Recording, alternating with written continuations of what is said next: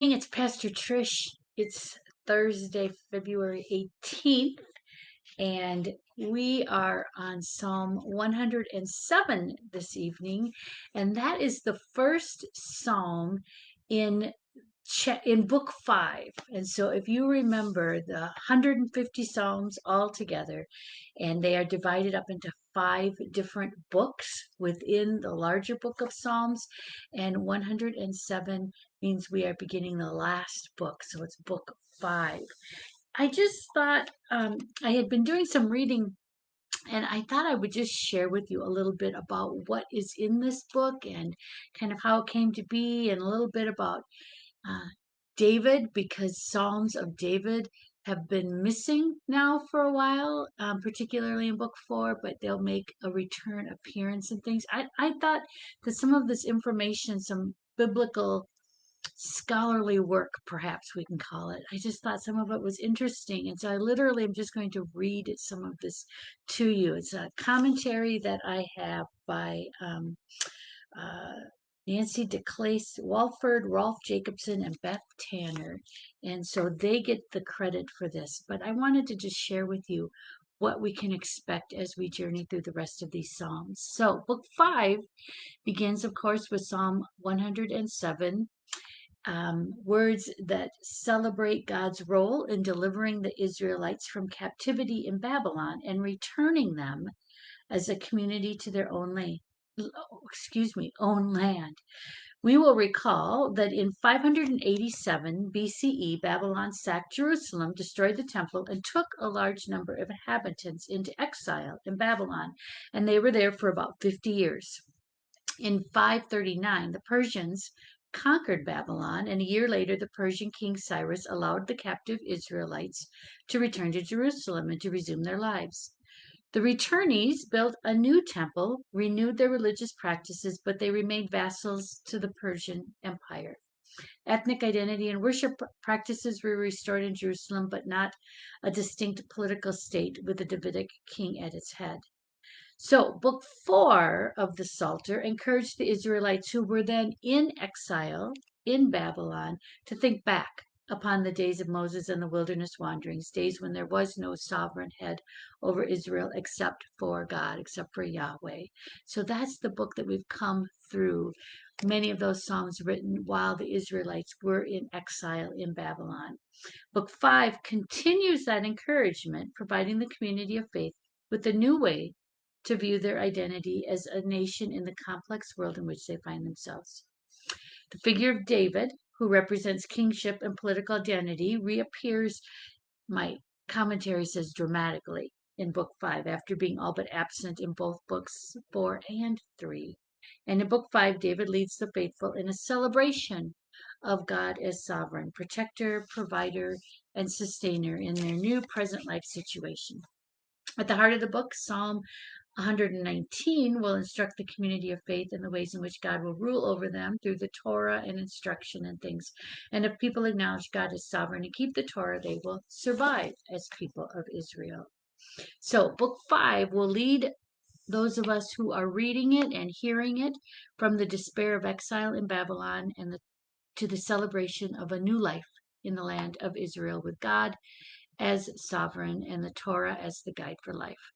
The celebration is possible, and we will hear it primarily at the end. There are a number of psalms of praise that finish out the book of Psalms. The post exilic community had to understand where it came from, the failed kingship, where it was going, to an identifiable entity within the vast Persian, Greek, and Roman empires in order to participate in the praise of a new life with Yahweh as sovereign, excuse me. Thus, the Psalter is a story of survival in the changed and changing world that confronted this community of faith. My guess is we are going to hear um, many Psalms that will speak to us as well in our continually changing world as we struggle to know who we are. We often talk about this world, particularly our country, as uh, living now in a time of post Christendom, that we live in a post Christian society where there's no longer a majority of the people, perhaps, who see themselves as Christian, or certainly not see themselves as devout Christian, for lack of a better word. And so perhaps we will discover a number of things in this final book of Psalms that might speak to us. So Psalm 107 is the psalm that is ours this evening. It's a long psalm, and so I just invite you to read it. And I'm actually going to read the beginning and the end in many ways. We begin with giving thanks. Give thanks to the Lord because he is good, because his faithful love lasts forever. That's what those who are redeemed by the Lord say, the ones God redeemed from the power of their enemies, the ones God gathered from various countries, from east and west, north and south. And then the psalm moves into one, two, three, four, five, perhaps, um, situations where the redeemed find themselves in trouble. For example, in the first one, some of the redeemed had wandered into the desert, into the wasteland, and they couldn't find their way to a city or a town. They were hungry and thirsty, and their lives were slipping away. And then we hear this verse repeated. So they cried out to the Lord in their distress, and God delivered them from their desperate circumstances. And then it goes on to say a little bit more. And then we have some of the redeemed had been sitting in darkness and deep gloom, and they were prisoners suffering in chains because they had disobeyed God's instructions and rejected the Most High's plans. They cried out to the Lord in their distress, and God saved them from their desperate circumstances. Some of the redeemed were fools because of their sinful ways and suffered because of their wickedness. It goes on, and then again, they cried out to the Lord in their distress, and God saved them from their desperate circumstances. And finally, some of the redeemed have gone out on the ocean in ships, making their living on the high seas, and they saw what the Lord had made and saw his wondrous works. But then the waves went as high as the sky, and they crashed down to the depths, and their courage melted. And they cried out to the Lord in their distress, and God brought them out safe from their desperate circumstances.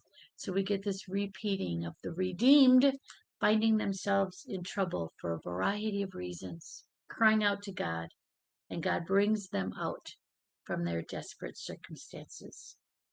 The psalm ends, God turns rivers into desert, watery springs into thirsty ground, fruitful land into unproductive dirt when its inhabitants are wicked.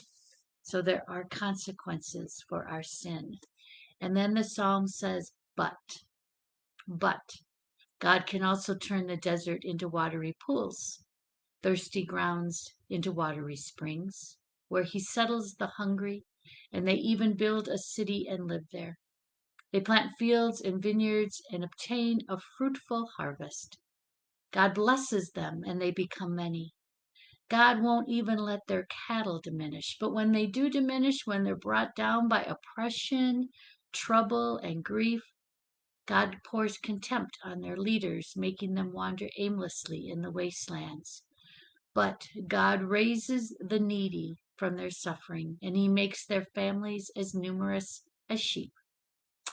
Those who do right see it and celebrate, but every wicked person shuts their mouth. Whoever is wise will pay attention to these things, carefully considering the Lord's faithful love. I just came from a Bible study with a few other folks tonight, and we were talking about living a life of virtue versus vice. And when we do nothing or take the easy way, we quickly fall into vice. It's hard work to live the life following the law, the command of God. It's hard work to live the way of the redeemed. Yet there is also promise in that, safety and security in that as well. I want to close once more with words from this commentary I was reading earlier, now specific to the psalm.